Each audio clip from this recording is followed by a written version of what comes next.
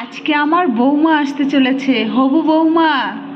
হ্যাঁ, কথাটা ঠিকই শুনেছো। এই যে দেখছো কাজের এত ঘটা, ফ্রিজ মোছামুছি করা হচ্ছে। পুজো তো এখনো অনেক দেরি, বাড়িতে তো কোনো অনুষ্ঠানও নেই, তাহলে কেন এত কাজের ঘটা?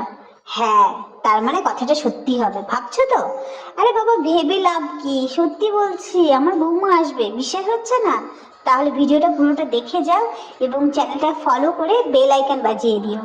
আর লাইক কমেন্ট অবশ্যই একটা শেয়ার করো, তাহলে বুঝতে পারবে।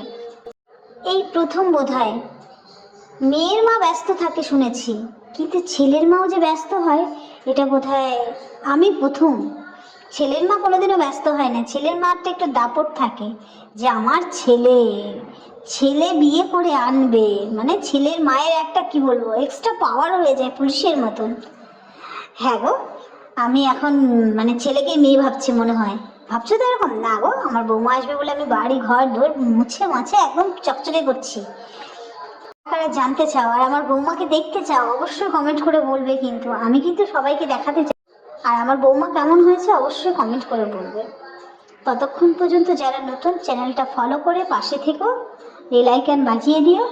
ভালো থেকো, সুস্থ থেকো, লাইক শেয়ার কমেন্ট।